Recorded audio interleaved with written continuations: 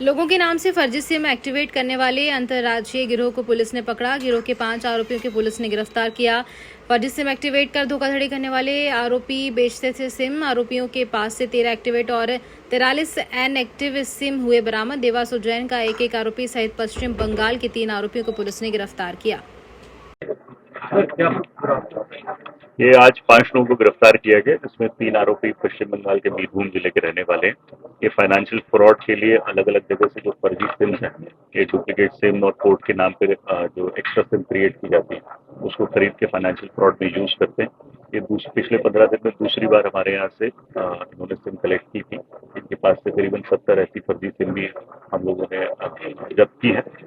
2 आरोपी हैं, एक उज्जैन का और एक इंदौर का। अक्षय त्रिवार जो हमारे यहाँ एक फरार आरोपी अभय त्रिवार है, उसका रिश्तेदार है, और इसके अलावा एक सादिक खान है जो कन्नौज उज्जैन का देवास के रहने वाले हैं। इनके पास अपनी आईडी है सादिक के पास, जिसके माध्यम से ये फर्जी सिम क्रिएट करते हैं। इसमें एक मोंटी का भी नाम आया जो नागदा जिले का रहने वाला है, जिसको हम पकड़ने का भी प्रयास करते हैं। ठीक है।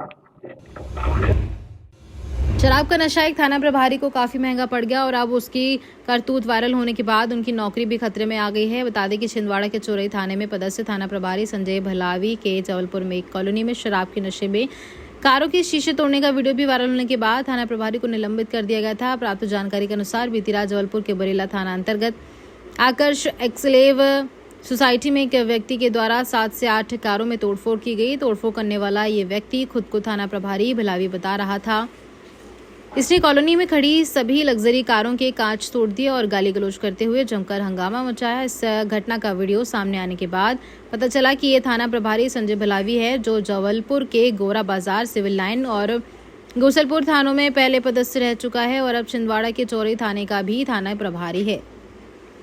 भलावी जी का एक वीडियो वायरल हुआ है, जिन्होंने तेहरी स्थित एक कॉलोनी में जहाँ रहते हैं वो, उन्होंने कई गाड़ियों के खास तोड़े और कुछ बाध्यता भी की है। तो इस पर किस तरह के एक्शन लिया जाएगा और क्या कार्रवाई? ये संज्ञान मेरे थोड़ी देर पहले ही आया है और इसका हमने कंफर्मेशन लिया तो पता लगा कि हाँ वहाँ वो संजय भलावी इसमें छिंदवाड़ा जिले के चौराई थाना पदस्थ हैं। कल उन्होंने अनुमति लेकर के कुछ घटनाओं के लिए आए थे। इस दौरान उन्होंने ऐसी हरकत की है और तो हमने तत्काल इसको जो है निलंबित करवा दिया है। हाँ सर, क्योंकि शराब के नशे में भी थे और वहाँ के क्षेत्र के लोगों का कहना है कि उन्होंने काफ़ी भद्रता की है रात में, तो इस हिसाब से अभी निलंबित कराया है, उसकी भी हम जांच कराएंगे पूरी जो है। प्रथम दृष्टया उनको निलंबित करके उनको लाइन अटैच कर दिया था। भोपाल से खबर है, जहां पर एमपी में संगठन मजबूत करने कांग्रेस का युवा पर फोकस। युवा कांग्रेस को यंग ब्रिगेड जोड़ने पार्टी कर रही है सक्रिय। युवा कांग्रेस अध्यक्ष मितेंद्र सिंह पार्टी पदाधिकारी के साथ करेंगे मंथन। पीसीसी दफ्तर में आज से 2 दिनों तक 22-23 मई चलेगा मंथन। बड़े शहरों में टारगेट सेट करके युवाओं को जोड़ने की चलेगी मुहिम। लोकसभा चुनाव में निष्क्रिय पदाधिकारियों की होगी छुट्टी। देखिए भैया, बैठक की रणनीति है कि मैं अभी तक युवा से मिला नहीं था। मेरे कई भाई मुझे लोकसभा में प्रचार के दौरान टकराए थे, पर हम लोगों की बैठ के वार्तालाप नहीं हो पाई क्योंकि हम लोग सब लोग काम में व्यस्त हैं। तो आज की बैठक में मैं हर युवा से जानना चाहता हूं कि उनकी क्या क्वालिटीज हैं, उनका क्या टैलेंट है। क्योंकि क्या है कि हम बिना टैलेंट के आधार पर लोगों को काम बांट देते हैं, पर उनसे कभी ये जानते नहीं है कि आपके अंदर क्या क्षमता है, किस फील्ड में आप काम करना चाहते हो। तो हर एक व्यक्ति से उसका पोटेंशियल, उसका टैलेंट, उसके आधार पर कि आपका मन फील्ड वर्क में है, आपका मन मैनेजमेंट में है, आपका टीम बिल्डिंग में है, आपका कोऑर्डिनेशन में है। तो ये विस्तार रूप से सारी चीजों को लिखकर, सभी को जानकर एक नई योजना के तहत, नए तरीके के तहत हम एक यूथ कांग्रेस का डेवलपमेंट करना चाहते हैं। और सबसे बड़ी बात ये पूछना चाहता हूं कि क्या कमियां हैं और क्या कमियां हमें सुधारने की जरूरत है और ऐसे कौन से चैलेंजेस हैं जो उनके डिस्ट्रिक्ट में उनको फेस किए जाते हैं।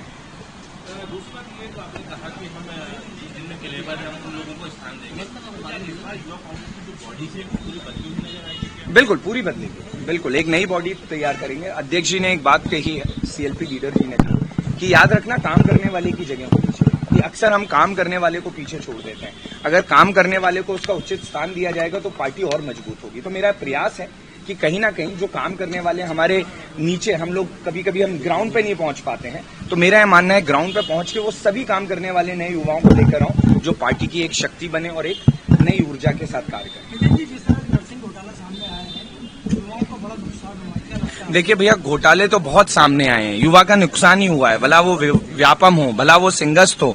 मेरा ये मानना है जितने घोटाला भाजपा सरकार में इस 23 साल में हुए हैं, मुझे नहीं लगता किसी और सरकार में किसी राज्य में हुए होंगे। और आने वाले समय में आपको उन घोटाले के खिलाफ, उस अन्याय के खिलाफ एक नई युवा, एक क्रांति के साथ, एक हल्ला बोल के साथ रोडों पे दिखाई देगी। हमेशा है, हर एक व्यक्ति। कल भी हम लोगों ने कहा बुरहानपुर में जो 7 साल की बच्ची के साथ हुआ है, हमने उसमें भी कहा कि अगर जल्दी से एक्शन नहीं हुआ तो बुरहानपुर में हम बहुत बड़ा एक आंदोलन खड़ा करेंगे। क्यों करेंगे? क्योंकि न्याय की आवाज एक यूथ उठाएगा और हमारा प्रयास है जहां न्याय हो रहे हैं वहां हम अपनी आवाज उठाने का काम करें। जिस तरह सीनियर नेता या युवा नेता लगातार बीजेपी में जा रहा है, इसे युवा को कैसे रोकना? ये तो लोकसभा का क्वेश्चन था, मैं फिर रिपीट कर देता हूँ कि जो आपने ये क्वेश्चन किया है, जिसका स्वार्थ है वो जाइए, जो निस्वार्थ है वो पार्टी में बना रहेगा। और स्वार्थ वाले को तो घर वाले भी नहीं रोक पाते हैं। भाई भाई में भी स्वार्थ आ जाता है तो वो अपनी जमीन का हिस्सा बांट लेता है। तो ये तो परिवार है, जिसमें स्वार्थ आएगा वो जाएगा, और जो निस्वार्थ भाव से काम करेगा वो पार्टी में रुक के काम करेगा। जबलपुर शहर को अतिक्रमण मुक्त बनाने और शहर के यातायात को व्यवस्थित करने के उद्देश्य से जिला प्रशासन एवं निगम प्रशासन द्वारा समय समय पर अभियान चलाया जाता है। और इसी कड़ी में नगर निगम जबलपुर द्वारा शहर के दीनदयाल चौक से लेकर कटंगी बाईपास तक सड़कों पर जमे अवैध अतिक्रमण को हटाने का कार्य किया गया। उपरोक्त कार्रवाई के लिए निगम का अतिक्रमण दस्ता एवं स्थानीय थाना पुलिस द्वारा अवैध अतिक्रमण को हटाने का काम किया गया है। इस दौरान कई जगह व्यापारियों में छुटपुट नोकझोंक भी स्थिति बनी और कुछ को समझाइश देते हुए स्वयं अतिक्रमण को अलग करवा लेने की बात भी कही गई।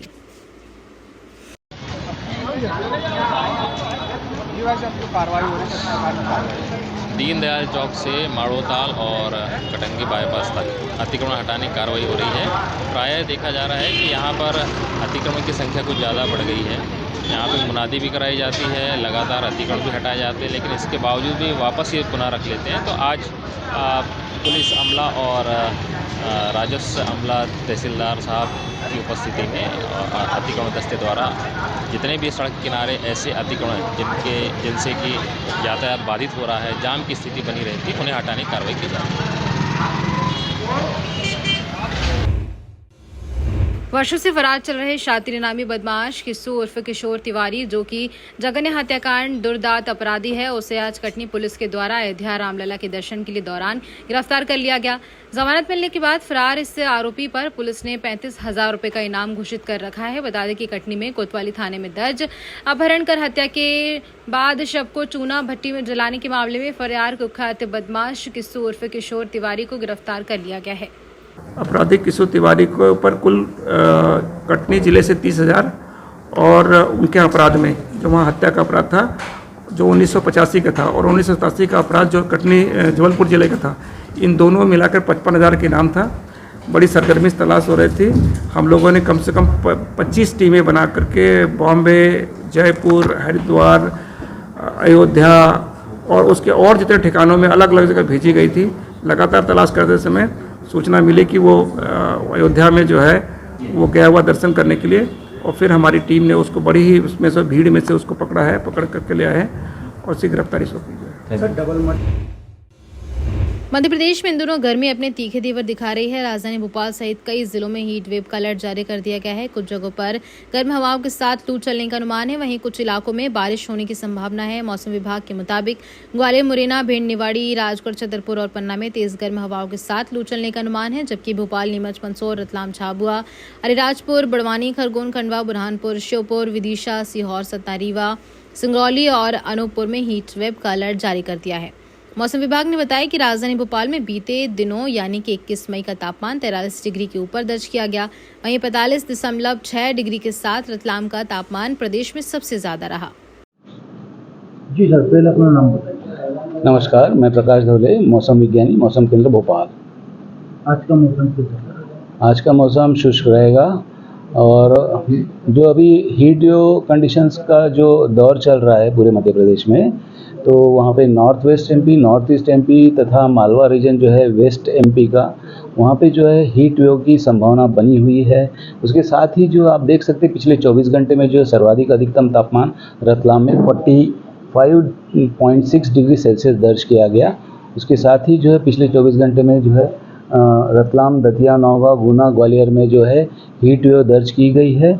और आने वाले 24 घंटे में संभावना है कि जो है ग्वालियर दतिया, ग्वालियर भिंड तथा छतरपुर और यहाँ पे उज्जैन और इंदौर संभाग के कुछ जिलों में जो है हीट वेव हो सकती है। बारिश की संभावना जैसे कि अभी एक सिस्टम ऊपर में एक पश्चिमी विक्षोभ है जो कि ईस्ट पाकिस्तान के ऊपर बना हुआ है। उसके साथ ही एक हरियाणा में जो है cyclonic circulation 1.5 kilometre above mean sea level है और उस हरियाणा के साइक्लोनिक सर्कुलेशन से एक नॉर्थ साउथ ट्रफ लाइन बनी है जो कि मराठवाड़ा तक जाती है, जो कि मध्य प्रदेश से होके गुजरती है। तो इन मीन सिस्टम के चलते जो है हल्की आंशिक बादल छाए रहने की संभावना है पूर्वी मध्य प्रदेश के कुछ जिलों में, और उसके साथ ही जो है साउथ मध्य प्रदेश के कुछ जिलों में जो है हल्के गरज चमक के साथ बौछारें कहीं गिरने की संभावना है, तेज हवा भी चल सकती है। जबलपुर के संजीवनी नगर थाना क्षेत्र की रहने वाली एक महिला के साथ दुष्कर्म का मामला सामने आया। यहां दुष्कर्म का शिकार हुई महिला ने संजीवनी नगर थाने में पहुंचकर अपनी शिकायत पर मामला दर्ज करवाया है। जहां संजीवनी लगे थाने में पहुंची 35 वर्षीय महिला ने पुलिस को बताया कि राहुल चौधरी बरगी थाना क्षेत्र का निवासी, जिसने 35 साल महिला से पहले दोस्ती की, फिर उसे शादी का झांसा देकर 2 सालों महिला के साथ दुष्कर्म की वारदात को अंजाम दिया। यहाँ पीड़ित महिला ने आरोपी महिला चौधरी को कई बार शादी करने के लिए बोला, लेकिन युवक शादी के लिए मना कर रहा था। जहां पीड़िता महिला ने संजीवनी थाने में पहुंचकर पुलिस को अपनी आप बीती बताई, जहां पुलिस ने महिला की शिकायत पर राहुल चौधरी पर दुष्कर्म का मामला दर्ज कर आरोपी की तलाश में जुट गई है। आज दिनांक को थाने पर एक महिला जो 35 साल की है, थाना क्षेत्र के रहने वाली है, इसके साथ आरोपी राहुल चौधरी जो बरगी क्षेत्र का रहने वाला है, इसके साथ उसने दोस्ती किया। दोस्ती करने के बाद शादी का झांसा दे करके उसके साथ 2-2.5 वर्ष से लगातार दुष्कर्म करते रहा है और शादी करने से इनकार कर दिया है। इनकार करने पर जो आज दिनांक को महिला जो है थाने पर उपस्थित आई। हमने अपराध पंजीबद्ध करके आरोपी की तलाश की जा रही है। आरोपी का बैकग्राउंड क्या है सर? आरोपी का बैकग्राउंड है, कहीं गाड़ी वाड़ी चलाता है, ऐसी जानकारी लगी है। उसकी तलाश करके जो है हम तत्काल उसको गिरफ्तार कर लेंगे। प्रयास जारी है हमारी। इंदौर पायलट प्रोजेक्ट योजना चलाकर मालवीय नगर और शीतल नगर में नोटरी के प्लाट की रजिस्ट्री का अभियान शुरू किया जा रहा है। नोटरी वाले व्यक्ति के पास उसके नाम का संपत्ति कर खाता है, अर्थात नगर निगम के संपत्ति कर खाते में नाम है तो पहले भी रजिस्ट्री होती थी, सह स्वामित्व दस्तावेज बनते हैं। वहीं द्विवेदी ने सवाल उठाया कि सन 2002 से यहाँ सह स्वामित्व दस्तावेज चलन में है और संपत्ति कर के नाम पर अगर पुराने मालिक हैं तो पुराने मालिक ने नोटरी की है, तो क्या कलेक्टर सा नगर निगम आयुक्त को नामांतरण करने के आदेश देंगे? पायलट प्रोजेक्ट चालू किया गया जिसमें मालवीय नगर और शीतल नगर 2 कॉलोनियों को लिया है। प्रेस विज्ञप्ति मैंने भी पढ़ी, तो उसमें ये बताया गया है कि इन कॉलोनियों को वैध किया गया है।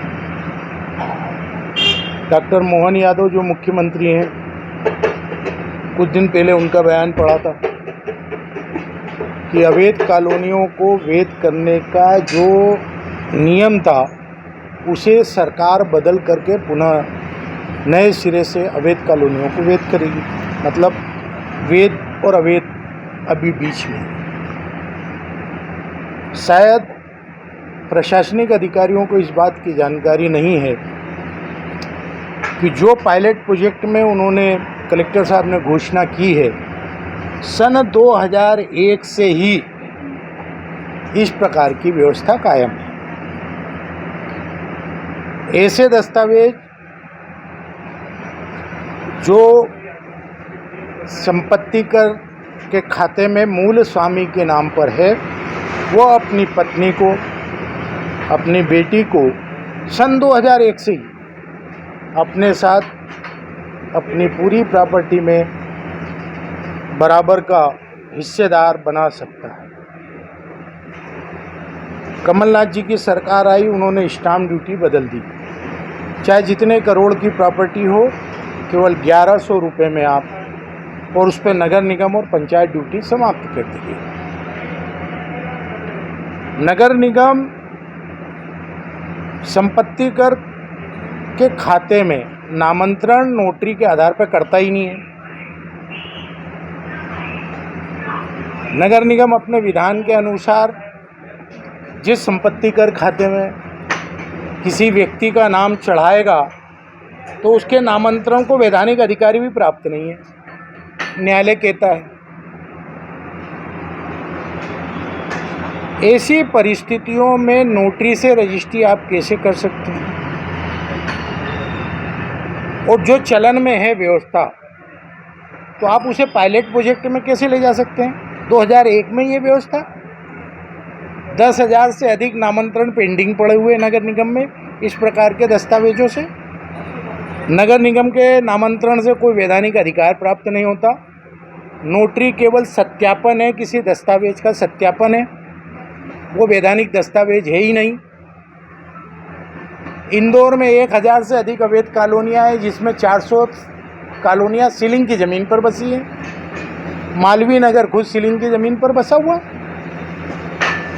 तो जो व्यवस्था पहले से कायम है उसे आप पायलट प्रोजेक्ट के रूप में ले जाने की बात कर रहे हैं। पायलट प्रोजेक्ट का मतलब होता है कहीं किसी नई योजना की टेस्टिंग। तो गजट नोटिफिकेशन ही उठा के देख लें, आज ही रजिस्ट्रार से संपर्क कर लें। किस प्रकार का कौतुक चल रहा है? वास्तव में होना ये चाहिए था कि नगर निगम के अधिकारियों को बुलाया जाता, नगर पालिक निगम 1956 के विधान बताए जाते, मौके पर जो व्यक्ति काबिज है उसके दस्तावेज लिए जाते, संपत्ति कर के खाते अप टू डेट किए जाते, उसमें मूल स्वामी जो वहाँ पर मौजूद है साक्ष्य ग्रहण करके उसका नाम संपत्ति कर खाते में कर दिया जाता। उसके पश्चात दस्तावेज स्वाभाविक रूप से बन जाते।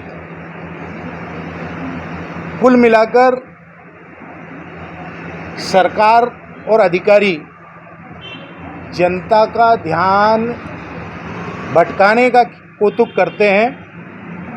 नगर निगम के करोड़ों के भ्रष्टाचार, नर्सिंग होम के घपले में सीबीआई के अधिकारियों के पकड़े जाने पर जन आक्रोश का बढ़ना, जल संकट के नाम पर अधिकारियों के घरों में 4-4 इंच के कनेक्शन और उनसे होटलों में सप्लाई होना, ड्रेनेज के नाम पर कागजों पर भ्रष्टाचार, नदी के नाम पर नाले का स्वरूप, नाला टेपिंग के नाम पर 400 करोड़ से अधिक का घोटाला, संपत्ति कर की साइड हैक हो जाना और लाखों खातेदारों के खाते गायब हो जाना, इन सब से ध्यान हटाने का ये कौतुक है।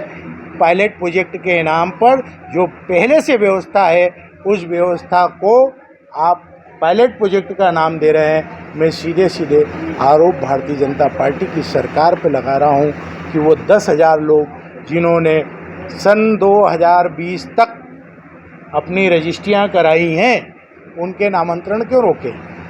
कलेक्टर साहब नगर निगम आयुक्त से सवाल करें।